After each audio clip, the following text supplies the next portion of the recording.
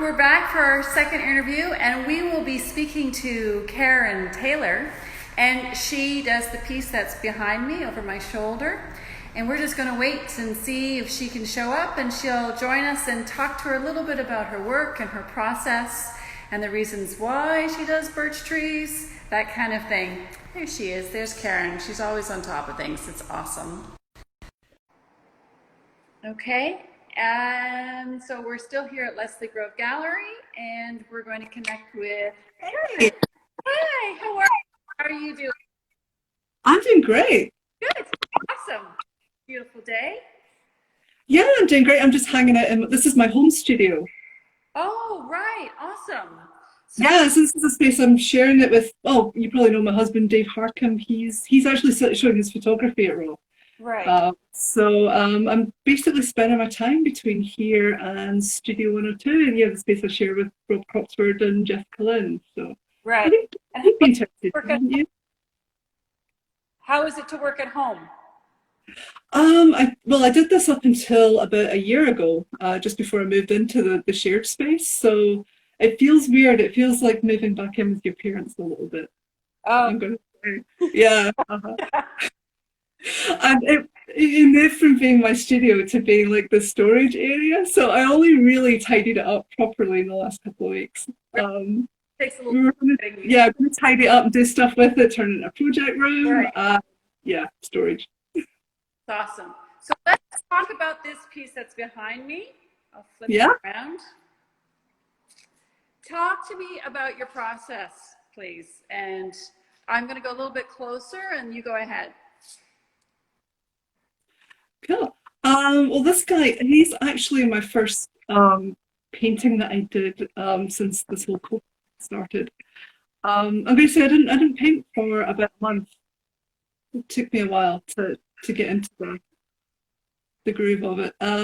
So I really wanted to do something really about where I was at the time. So I was, really stressed out, anxious about everything. So it's called Breathe In, Breathe Out. So it's really about that whole, just get outside, just take a breath in, take a breath out, that kind of meditation thing where you, I started doing a little bit of meditation recently. So really they teach you just to concentrate on your breath, just feel grounded, feet on the ground.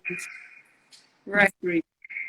So I really wanted this piece to be more, the light's softer, the brush strokes are softer.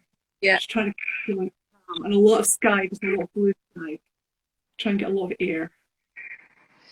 Yeah, it has a beautiful, peaceful feel to it, for sure. There is a that's what I was trying to get to. Yeah. Could you just speak a little bit about your process as far as the birch tree is concerned? Because it looks photographic compared to contrast with the painting. So that's around with the brushwork. So could you speak to me a little bit about that and how you do that? Yeah, I wanted to get the contrast between the birch trees, which I use over and over again in different lights, different times a year. Contrast between that and the foliage that's just always changing. A lot of people don't realize that I was a photographer before I was a painter. Oh, wow. Yeah, I used to do way back in the day. I had one dark room. I did film photography, black and white, which is a really cool discipline actually, because when you strip the color out, all you're left with is texture and composition. So it's a really good discipline, to get into early on. Mm-hmm. So I'll go around Toronto. That guy actually, he's from Edinburgh. I took a trip back to Scotland in October to see the folks. First time actually since I moved here in 2004, so it was quite a big trip. And he lives in the grounds of the Scottish National Modern Art Gallery, which is my favourite gallery in the world. So it's my favourite tree at the moment. I'm using that one quite a lot. But normally I'll go out with my camera when I'm walking, and I'll stalk them because I want to get them at their best light. They're almost like portraits, I think. Right. I want to just put them at their best. Right. So yeah, so that's that. Basically, I will actually. I've got some here. I print it out. Okay. Home printer. that's it. And just using medium, I'll stick it down. And that's what I start with. That's what's underneath. And then I'll just add paint. So it's just the tree trunks. That's all the photograph. So that's how you get your really very defined photographic quality and then work with that. Yeah, beautiful. I love the contrast of the softness and the hard edge and the light on the tree as well. That contrast between the dark and the light there, it just pops it right out. Yeah.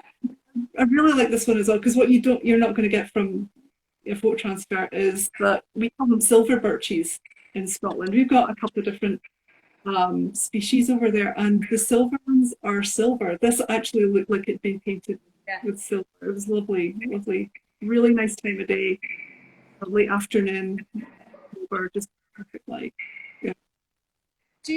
So what is the significance of a birch tree to you? Of course, yeah, they're beautiful, but is there a deeper type of sense to it for you, or?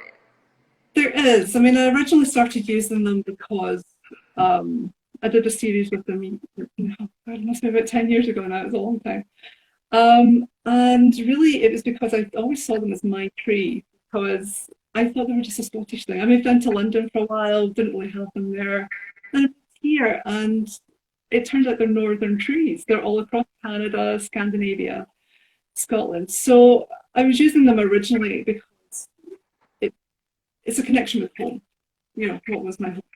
But now I'm using them because if you look at any tree, you know, there are marks. They've lost a branch, you know, they're wind damage, whatever. They're marked. But you don't really see it because, you know, the dark, you know, just the texture of the bark. With birch trees, it's just all there to see, all the damage, all the lines, the age, the, you know, as I said, it's limbs. Yeah.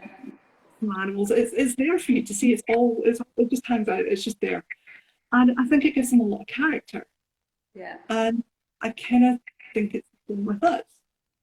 The one thing that has struck me about birch trees is they don't live forever. They have a very short period of lifetime, and there's this evolving beauty. So there's this delicateness to it, which the delicacy is what you bring out so much, the fragility of it, which I think it lends itself to this environmental kind of piece to your work, right? Yeah. Yeah.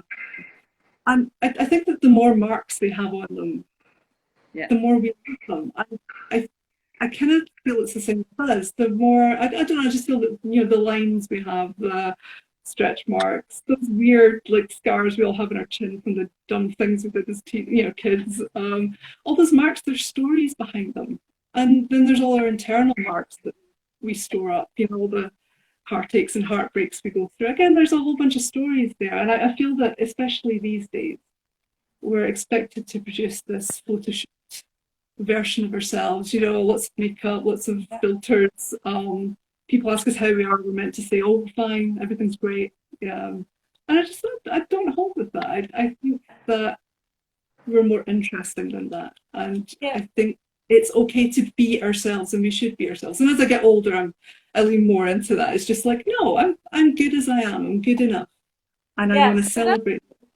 That's a very important piece of your work, of the messaging of your work. There's a creative quality to it, the connection to the human condition and the fragility of it, and the just being who you are. That connection is a piece. It's fantastic. It's so contemporary in that way. So it's really well done. Yeah, really lovely. So tell me how you got into. You were a photographer. Did you sell your photography and then switch to painting, or how long have you been producing and being an artist? It was a hobby. I mean, since I could hold a crayon as a kid. Okay. I've been drawing. I mean, I've always been drawing. I'm not actually trained. I'm a scientist originally. Oh, really? We moved into project management. But I've always created. I've always made things. I've always made things with my hands. I've always painted, drawn. I was a printmaker for a long time, and acrylic. I was dabbling around with it, trying to make something. Actually, for this room, and it used to be my office before it was my studio. and it just felt right. I just, whatever, you know, a lot of abstract landscapes. I was just dabbling around, and it just felt like I'd come home. It was weird. It was my medium. Yeah. So that would have been 2007. No, 2000. No, 2004, 2005. Made the decision to start applying for art shows. I started showing 2007. Yeah, so For long quite a time while. now. It's been a while. Yeah, it's been a while. Yeah. Yeah, that's good.